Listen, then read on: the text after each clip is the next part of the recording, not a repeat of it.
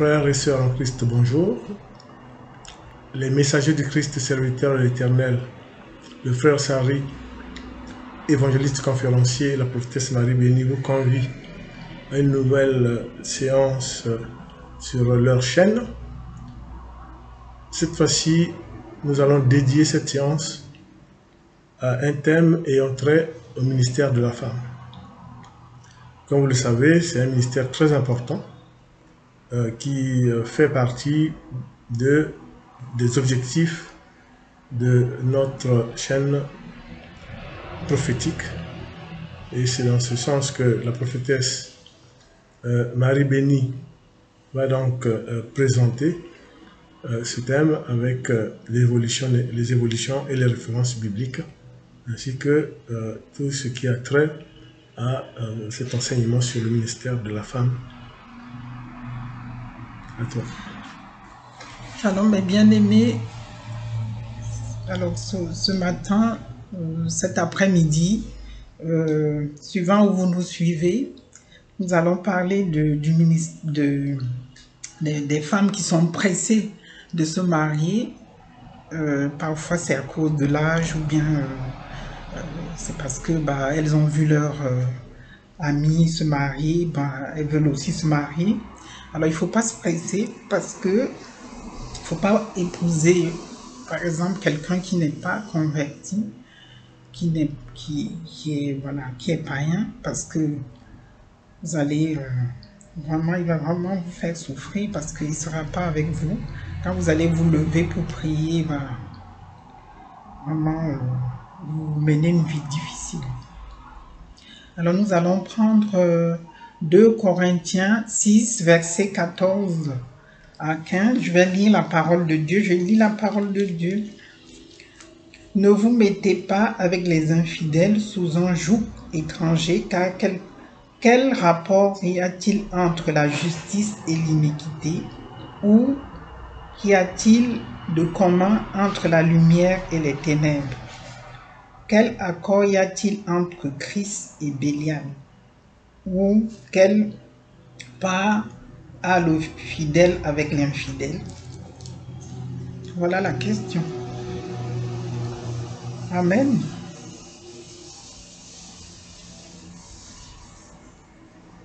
Bien-aimé, on n'épouse pas un inconverti. On ne se marie pas avec un païen, bien-aimé. Le mariage n'est pas une croisade évangélique ou l'évangélisation. Ce n'est pas là-bas que tu vas vouloir convertir la personne, parce que ça va être très très difficile. Tu n'es pas le Saint-Esprit. C'est le Saint-Esprit qui convainc les cœurs, c'est le Saint-Esprit qui touche les cœurs, c'est le Saint-Esprit qui fait tout le travail. Ce n'est pas nous. Nous, on peut parler à la personne, nous pouvons lui dire, voilà, je veux que tu viennes avec moi aujourd'hui prier, mais si la personne ne veut pas, vous ne pourriez pas le convaincre. Il va vous traiter de sorcière, il va vous traiter de tous les noms. Parce que même quand vous allez dans le jeûne, il ne va pas respecter le moment de jeûne, parce qu'il ne va pas comprendre. C'est très difficile. Alors, on ne peut pas dire qu'on va convertir quelqu'un. Tu dois choisir quelqu'un de converti, bien aimé. C'est plus facile pour toi. Parce que c'est très difficile. Ça, il faut laisser ça au Saint-Esprit. Dieu ne donne pas vraiment un serpent. Quand Dieu te donne quelqu'un, il ne te donne pas un serpent, il ne te donne pas le crocodile lorsqu'on lui demande du pain. Ainsi, Dieu donne jamais un inconverti à un enfant s'il lui demande un conjoint. Jamais Dieu ne fera cela, parce qu'il sait ce que tu vas déguster. Beaucoup souffrent aujourd'hui parce que malgré que Dieu vous ait interdit d'aller vers les inconvertis, vous êtes partis quand même, bien-aimés. Vous êtes quand même partis. Et ça, c'est pas bien parce que Dieu ne peut pas te donner un serpent ou un crocodile à la place du pain. Quand tu lui demandes du pain, il te donne du pain. Il te donne ce que tu... comme je disais, beaucoup souffrent aujourd'hui parce que ils sont allés vers les inconvertis et voilà, ils sont sans l'approbation de Dieu, tout ça. Souvent, nous diluons nos critères dans le choix du mariage. Lorsque le temps avance, tu es enfant de Dieu et tu dis que tu vas épouser un serpent. Tu ne peux pas épouser un serpent ou un crocodile. Hein? Parce que quand quelqu'un n'est pas convaincu et tout, il est comme ça. Un serpent reste un serpent, un crocodile reste un crocodile. Peu importe le temps. Le mariage, ce n'est pas une course. Pas une course. Tant que tu n'as pas trouvé une personne convertie, reste célibataire. Parce que au lieu de courir à un inconverti qui va demain te séparer de Dieu. Parce qu'il va te séparer de Dieu. Il fera tout pour te séparer de Dieu. Parce qu'il dira à tout le monde que tu es une sorcière, que tu te lèves la nuit, que tu pries, les prières vont le déranger. Vont beaucoup le déranger. Il va trouver ça vraiment bizarre. Que tu te lèves, que tu fasses jeûne, que tu ailles prier, il va toujours trouver ça bizarre. Il vaut mieux rester ainsi et se compromettre, au lieu de se compromettre. Vraiment rester et attendre le moment, attendre la bonne personne et tout, parce que c'est pas une course. Au mariage, il y aura pas au ciel, il n'y aura pas de mariage. Ah ben, on sera des esprits tous, et puis voilà. Il n'y aura pas de sexe là-bas, rien. Et puis c'est quand on se compromet pour après commencer à pleurer, commencer à téléphoner aux gens, commencer à raconter aux gens. Pourquoi? Parce que voilà, on est dans le compromis, on est maintenant coincé. On peut plus faire comme on veut, on peut plus aller à l'église. Quand il va à l'église, voilà, il va dire que non, tu es allé à l'église, mais tu l'as laissé en plan, tu n'as pas fait ce que tu devrais faire et tout. Il va toujours trouver des choses pour toujours vraiment te rendre la vie impossible. Impossible. Parce qu'il ne comprendra pas les choses de Dieu. Parce que suivre Dieu, c'est pas toujours... on ne peut pas toujours faire comme on veut. On ne peut pas toujours faire comme on veut.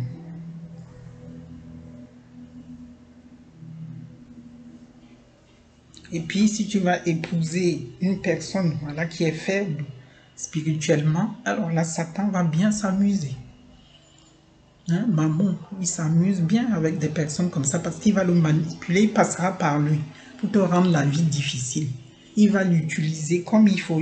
C'est toi qui seras toujours dans la souffrance parce qu'il va te faire passer des pires moments que tu peux imaginer. Et c'est Satan qui va l'utiliser. Il va faire toutes les choses que tu ne pouvais même pas imaginer. Hein, il va l'utiliser pour détruire ta vie. Et c'est comme ça que beaucoup d'enfants de Dieu se sont retrouvés dans des situations où Satan a utilisé leur conjoint ou leur conjointe pour les faire passer des pires moments. Parfois, on raconte des histoires qui dépassent l'entendement humain. Tout ça parce que là, on a été voilà, dans le compromis, on a été pressé, on voulait à tout prix se marier, on voulait à tout prix aussi montrer à nos copines qu'on apporte une alliance. Mais on s'en fout de ça. Il faut vraiment arrêter avec ça. Il n'y a pas une course. On a tout le temps. On peut très bien se marier. Il y a même des gens, peut-être, je ne sais pas, en Afrique, peut-être ça ne se voit pas, mais ici, même les gens de 70 ans se marient. Les gens de 80 ans se marient. Ah oui. Parce que, voilà, ils ont attendu le moment, et puis, voilà. Et puis, ils ont épousé la personne qu'il les fallait. C'était pas la course, c'était pas parce qu'on était pressé, c'était pas parce que on voulait faire de la concurrence avec certaines personnes, ou bien le m'as-tu vu, tout ça. Parce que le chrétien ne doit pas être comme ça. Le chrétien ne doit pas être dans tout cela. M'as-tu vu tout ça, être dans la concurrence, être dans la rivalité et tout ça. Tout ça. C'est des trucs qu'il faut vraiment enlever de nos cœurs. Voilà, et puis voilà, c'est l'évangéliste qui va lire maintenant le Proverbe 14:1. 14:1. Voilà, je lis donc Proverbe 14, verset 1. La parole de Dieu. La femme sage bâtit sa maison, et la femme insensée la renverse de ses propres mains. Amen. Amen. Alors là, comme c'est dit, hein, Voilà, c'est bon, c'est comme on dit, no comment, c'est-à-dire que le verdict est là. Hein. Dieu, par cette parole, nous dit tout. Donc, la femme sage bâtit sa maison et tout ce qui va autour, notamment le bon climat d'entente, élever les enfants selon la droiture, selon, je dirais, en conformité avec sa foi, en conformité avec sa pratique, avec les enseignements du Christ et tout simplement avec l'éthique du chrétien. Vous savez que les chrétiens et le Christ lui-même, au cours de ces 3 ans qui ont duré son ministère, a bien montré comment est-ce que le chrétien devait se comporter. Hein. Au plan social, il a bel et bien montré. Et donc, par contre, la femme insensée, dans le sens où on ne pense pas au lendemain, dans le sens où on ne pense pas à la droiture, dans le sens où on n'élève pas ses enfants de façon correcte. Évidemment, ce qualificatif est retrouvé dans plusieurs, même dans certaines paraboles du Christ. Hein, les femmes, les 5 femmes insensées versus les 5 femmes sages, hein, dans la parabole où on attend le retour du Christ. Hein, donc voilà, pour vous dire, c'est un qualificatif qui est biblique, qui fait que dans le cadre du ministère de la femme, il faut effectivement comprendre ça dans toute sa profondeur, la femme insensée. Ouais, parce que quand on dit la femme sage bâtit sa maison, c'est pas parce que bâtir, il faut d'abord qu'il y ait des fondations. Parce que c'est pas seulement parce qu'on est déjà marié que voilà, on commence à... Parce que c'est depuis le début. C'est ça. Voilà, c'est pour ça que c'est d'abord, ça a à voir avec le choix. Et après le choix, on commence à... C'est pas seulement parce qu'on lit la femme sage bâtit sa maison, donc ça concerne seulement les gens qui sont déjà mariés ou bien qui ont déjà des années de mariage. C'est dès le début déjà. Parce que, voilà, même une maison, il faut d'abord mettre des fondations, trouver d'abord le bon terrain, un terrain qui a pas, où il n'y a pas, je sais pas, moi je sais pas tellement bien la construction, mais je crois qu'il faut d'abord faire des terrassements, je sais pas quoi, puis après voir s'il y a de l'eau qui passe dessous ou pas dessous, toutes ces choses-là et tout. Et puis on peut pas, parce que si on construit par exemple là où il y a une rivière, sur du sable, là où ça va s'écrouler et tout ça. Donc c'est déjà depuis le début qu'il faut faire d'abord le bon choix. Voilà. Parce que si on fait le mauvais choix, bah c'est catastrophique pour après, parce que même après on pourra pas rattraper, parce que une maison où on construit sur du sable, quoi, comment on peut rattraper tout ça? Quand la pluie viendra. Voilà. Et tout ça. Alors, c'est ça, c'est vraiment ce qu'il y a. Parce que sûrement, il y a certaines personnes qui vont se dire, mais là, dans ce contexte-là, c'est pas ça, mais c'est vraiment cela. Parce qu'une femme sage, c'est depuis le début qu'il faut être sage. Hein? Si on est insensé depuis le début, on paye aussi. Si on est sage depuis le début, on a aussi notre récompense. Voilà, comme on voit ici dans la Bible aussi, voilà, Samson a failli à sa mission, parce que voilà, ce qui consistait à libérer Israël à cause d'une femme étrangère. Le roi Salomon aussi, voilà, il a failli à sa mission en construisant des hauts lieux aux dieux de ces femmes étrangères. Voilà, parce qu'il a fait des mauvais choix. Ils ont fait tous les deux les mauvais choix. Ils ont épousé des femmes étrangères et ils ont eu vraiment des problèmes à cause de cela.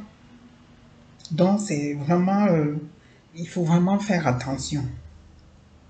Et parce que même là on voit Salomon, il a fini sa vie idolâtre à cause de ça. Parce que comme il avait pris les femmes étrangères qui croyaient à d'autres choses, ne croyaient pas à son Dieu, à lui, bah, ils l'ont amené dans des choses qui étaient vraiment hors de ce que ce que lui avait prescrit Dieu. Voilà, voilà.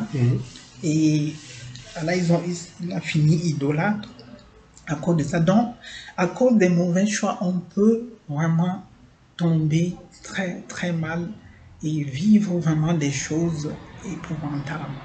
Et des choses qui vont nous marquer toute notre vie, qui vont nous éloigner de Dieu et tout ça qui vont vraiment nous faire mal.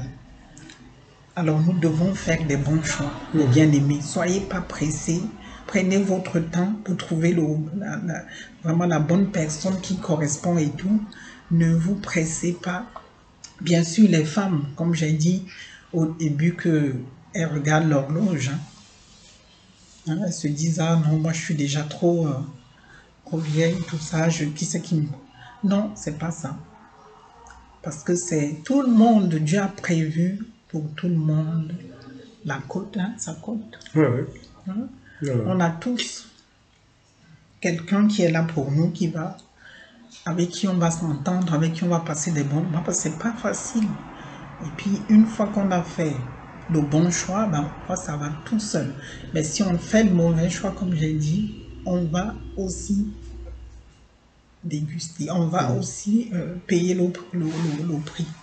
Et ça ne sera pas vraiment rigolo, parce que quand on a déjà des enfants et tout, aussi les enfants en pâtissent.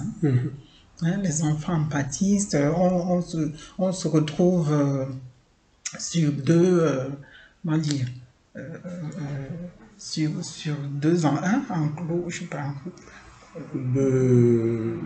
On peut dire deux endroits différents. Voilà, on se retrouve, comme si on était dans un étau. On ne peut pas ni aller à gauche ni aller à droite, on est prisonnier et on est obligé, parfois il y a des femmes qui restent parce que à cause des enfants, mais ce n'est pas du tout facile. Elle dit, oh, je reste quand même, ou bien je reste à cause de la famille et tout ça, la famille, voilà, et personne n'a jamais eu divorcé. Vous voyez, toutes ces choses. Parce que on n'a pas, au début, fait le bon choix. On n'a pas vraiment été sage. Et la sagesse, c'est important, mes bien-aimés. Il faut être des femmes sages. Alors, je vous dis, les femmes, soyez des femmes sages, soyez des femmes réfléchies. Bien sûr, nous tous, on a fait des erreurs. Personne n'est parfait. Mais si, par exemple, ce qu'on sait aujourd'hui, si on l'avait su peut-être dans 5 ans, dans 10 ans, il y a des choses qu'on n'aurait pas fait. Mais là, maintenant, oui, mes bien-aimés, soyez vraiment des femmes sages, des femmes déterminées. Il ne faut pas que vous soyez dans le compromis parce qu'après, on ne peut pas faire marche arrière. On est coincé parce que les femmes, nous avons, pas toutes, mais nous avons des enfants, nous avons des responsabilités. On ne veut pas se retrouver toutes seules. La vie n'est pas facile. Il y a des femmes qui n'ont pas de travail.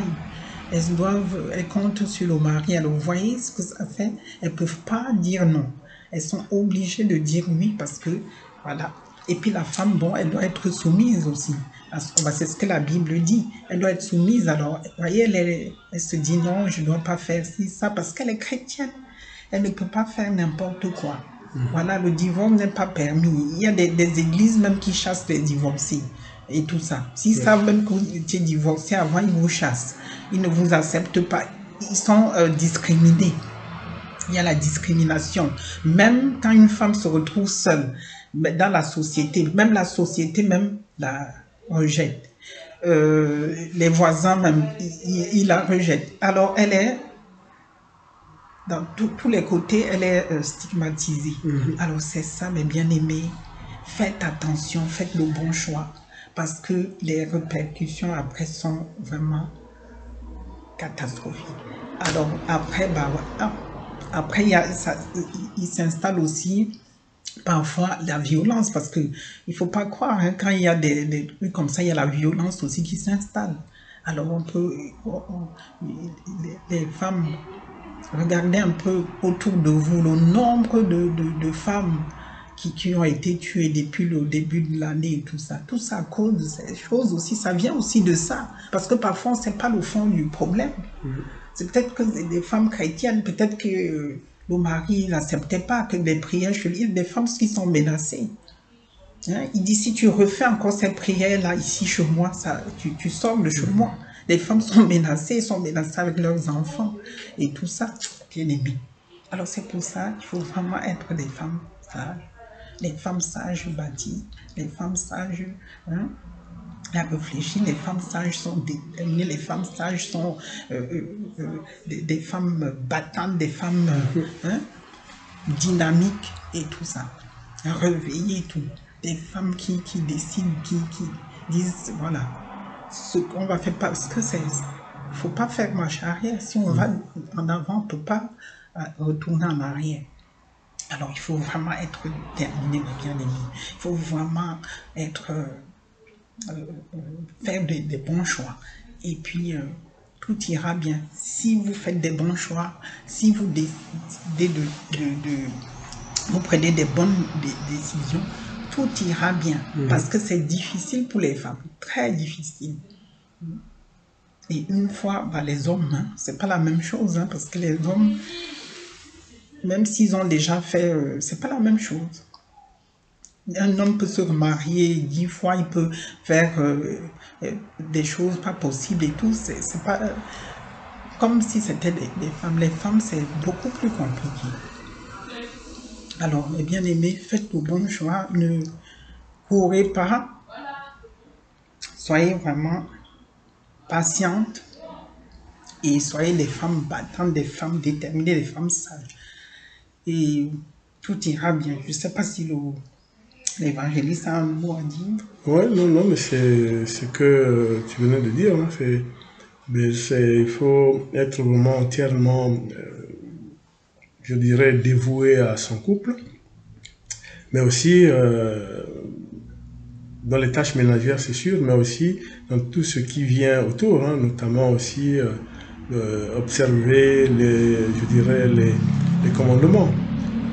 On sait très bien aussi que dans le maintien d'un climat serein au sein du couple, il y a le respect mutuel, bien sûr, hein, puisque contrairement à ce que les gens ont pu penser que quand Dieu a dit à Ève que tu te soumettras à Adam, mais il n'a pas dit que la femme était soumise comme un objet, non, c'était pour l'équité d'une famille. C'est pour ça que c'est très important, hein, puisque Jésus, au cours de son ministère, a bien rétabli évidemment le rôle de la femme. Vous avez vu que le ministère de Jésus était un ministère qui rétablit ce que un peu, on pourrait dire, était un peu absent de l'Ancien Testament. C'est-à-dire que vous avez toute une série de récits sur la femme, hein, et les femmes entouraient bien Jésus, hein, qui ont participé. D'ailleurs, on sait bien que la résurrection, hein, c'est la primauté justement de constater que le Christ était ressuscité d'entre les morts. Hein, c'était les femmes, hein, qui sont parties apporter une nouvelle aux disciples. Et Jésus, notamment par le récit de la femme adultère, notamment par le récit concernant aussi la femme perte de sang. Voilà, il y a toute une série comme ça de récits qui établissent très bien le rôle de la femme. Par contre, dans le foyer, comme a dit la prophétesse, il faut aller à l'essentiel, dans le respect des couples chrétiens, bien sûr, hein, donc, mais en même temps, l'homme respectera sa femme et la femme respectera l'homme, même si au niveau des responsabilités, bon, les responsabilités restent classiquement établies selon les Écritures, bien sûr, Mais cela ne veut pas dire que on doit passer à la brimade, on doit passer à... Voilà, c'est pas ça. C'est pas ça. Et le Christ lui-même a redressé la barque en apportant effectivement, je dirais, la place qu'a la femme à nos côtés, dans la société. Hein. Donc c'est très important. Et c'est pour ça que je dirais, cette présentation, cette séance dédiée au ministère de la femme vient à point nommé pour les couples chrétiens, pour les familles chrétiennes. Hein, la femme chrétienne en même temps est mère au foyer et élève ses enfants selon, je dirais, une probité chrétienne. Hein. Bon. Il est évident qu'il est hors de question pour nous de présenter autre chose que ce que nous connaissons de l'enseignement du Christ. Hein. Donc, ceux qui ne sont pas croyants, ceux qui ne sont pas croyantes, évidemment, ça ne concerne pas, mais nous, on lance toujours un message à tout le monde. Hein. Donc, on dit, voilà, la femme doit être une femme sage. Voilà. Et quand elle est sage, elle construit sa maison, étant entendu bien sûr avec son mari, autour duquel il y a les enfants, autour duquel il y a aussi l'entourage, les voisins, etc. Mais on la reconnaît par le fait que c'est une femme qui ne cherche pas de problème, c'est une femme qui éduque, c'est une femme qui participe, je dirais, à un climat serein dans et autour de la maison. Donc c'est très important. Voilà. Oui, et puis les femmes, voilà, elles doivent être sages et puis avoir la même vision. C'est important la vision. Hein. Si on a la même vision, ça va beaucoup mieux que si on n'a pas la même vision. Parce que la vision vient aussi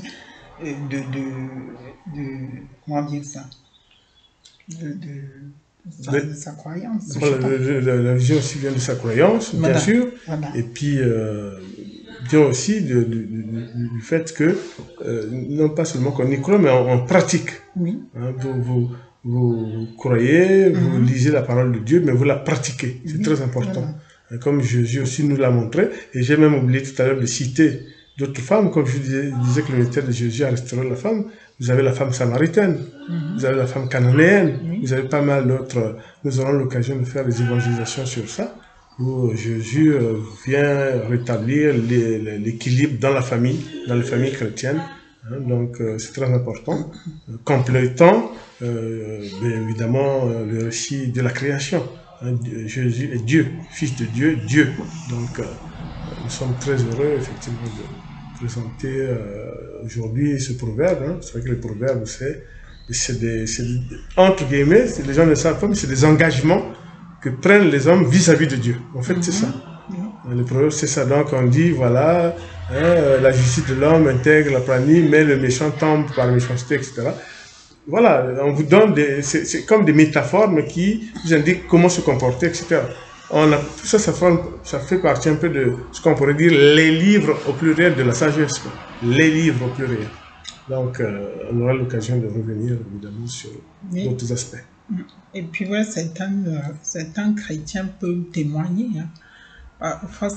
Parfois, c'est même des membres parfois de leur famille qui les persécutent. Hein, parce qu'ils ont donné leur vie au Seigneur et tout ça, et puis les autres ne les comprennent pas. Ils ne les comprennent plus, ils sont plus, parce qu'ils sont encore dans les ténèbres, et vous êtes dans la lumière. Alors, la lumière et les ténèbres ne peuvent pas cohabiter ensemble. Alors, imaginez alors deux personnes qui vivent dans la même maison, qui n'ont pas la même vision. Alors, c'est vraiment ça. Tout est voué à l'échec. Parce que là, on ne peut pas, même si on prie Dieu, je ne sais pas, il ne pourra pas intervenir. Ouais. Voilà. C'est un plus difficile. Comme j'ai dit, c'est le travail du Saint-Esprit. Parce que même quand nous, on évangélise, ce n'est pas nous qui allons vraiment faire à ce que les gens puissent accepter le Seigneur comme le Seigneur est sauveur personnel, non? C'est pas nous, c'est le Saint-Esprit qui convainc les cœurs. Alors, sur ce, je vous dis, mes bien-aimés, alors soyez des femmes sages, des femmes battantes, des femmes déterminées, et tout ira bien. Et soyez bénis dans tout ce que vous faites. Ayez la vision et restez vraiment sur vos positions. Voilà. Le chemin que vous avez décidé de prendre. Et voilà. Priez et demandez au Seigneur si c'est vraiment ce qu'il a décidé pour vous, et vous aurez la réponse. Alors soyez bénis et à la prochaine fois. Amen. Amen.